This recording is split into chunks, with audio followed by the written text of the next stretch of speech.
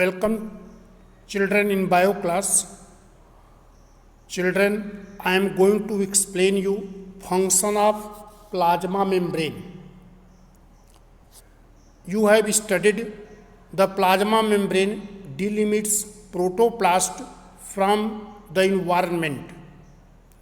It provides a selective pathway for transport of substances into and outside the cell. Plasma membrane controls cell form, cell activity, cellular semi-permeability, reabsorption, excretion and secretion. Many metabolic activities occurs within the component of intracellular membrane system. So, children, in the function of plasma membrane, you have to study transport.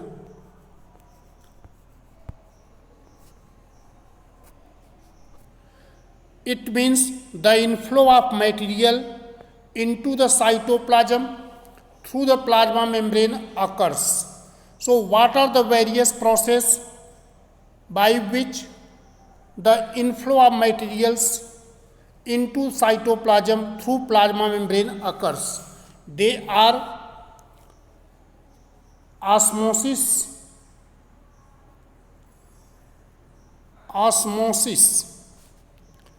endocytosis,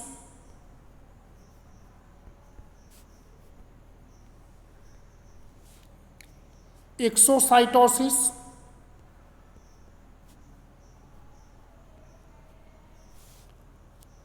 passive transport,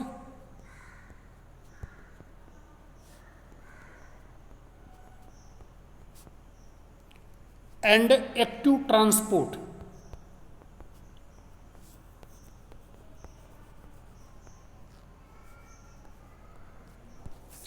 So these are the various way by which their movement of the substances, inflow of the materials into the cytoplasm through cell membrane or plasma membrane occurs.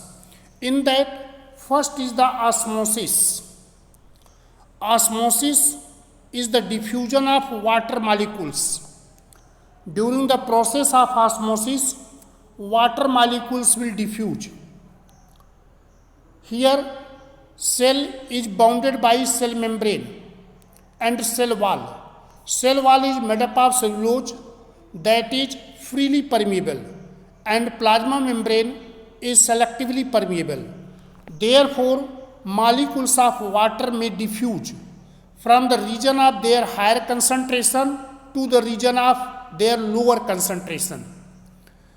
You have studied when two liquids of different concentration or different water potential separated by semi-permeable membrane, then molecules of water move from their higher concentration or higher water potential to their lower concentration or to lower water potential. So this is called osmosis. So by the process of osmosis, there is the diffusion of molecules of water through the semi-permeable membrane. So when water molecules are coming inside, then pressure of the internal volume of the cell contents increase. That will apply the pressure on the cell wall. That pressure is called turgor pressure. And pressure of the cell wall on the cell content is called wall pressure. And when water molecules move into the cell due to osmotic concentration of cell contents, they apply a pressure that is called osmotic pressure. So by the process of osmosis, plants are absorbing water from the soil. Osmosis is of two types, endosmosis and exosmosis. Endosmosis is there is inward movement of water molecules. Inward means from the outside water molecules move into the cell. and other is exosmosis, that is outward movement of water. So here three types of solution has taken: isotonic, hypotonic and hypertonic. Solution A, this is the A, this solution is has taken hypotonic. In the beaker is hypotonic, its concentration is low, water potential is high. In the cell, concentration is higher, water potential low. Therefore endosmosis occurs. From the water of the beaker move into the cell. Therefore internal volume of the cell has increased. Cell become tight and cell wall stretch outwards. That cell is called turgid cell. But in the B, cell has taken in hypertonic solution. The solution which is in the beaker, that is of higher concentration, low water potential. Therefore water molecules from the cell move out by the process of exosmosis. Cell membrane is withdrawn from the cell wall. So when cell membrane is withdrawn from the cell wall, cell become flaccid. But when in the C you see there be solution is isotonic, it means relative concentration of the solution of the beaker is equal to cell size.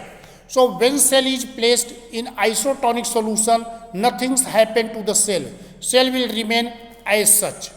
So these are the about the osmosis. Now second is endocytosis. So you have to study endocytosis. So what is endocytosis?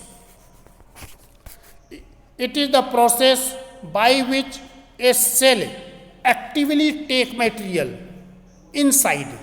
So the process by which cell is taking the material inside actively, that is called endocytosis. Endocytosis is two types. One is pinocytosis, and other is phagocytosis. Other is phagocytosis. So what is the pinocytosis? Pinocytosis is the intake of fluid material. When any fluid material is taken from outside into the cell through the cell membrane, so that is called pinocytosis. Here in this figure has shown pinocytosis. This is the fluid drops that is coming in, approaching to the cell, want to get into the cell through this plasma membrane. Then in the cell membrane, plasma membrane, invagination is formed and fluid droplets enter inside, and in this way it has taken into the cytoplasm. So by this process, taking the fluid material, liquid material into the cell through the cell membrane, after the formation of a vesicle or pinosome is called pinocytosis, and this vesicle is called pinocytic vesicle. Now second is phagocytosis. Phagocytosis is the process of taking the solid food materials. So there is solid food materials coming into the cell through the plasma membrane into the cytoplasm of the cell. So that is phagocytosis. Here invagination appear in the cell membrane. After that, in the form of vacuole, it enter into the cell. So in this way, the vesicle which has formed, this is known as phagosome, and this material is engulfed solid particles. Now next is exocytosis. Exocytosis is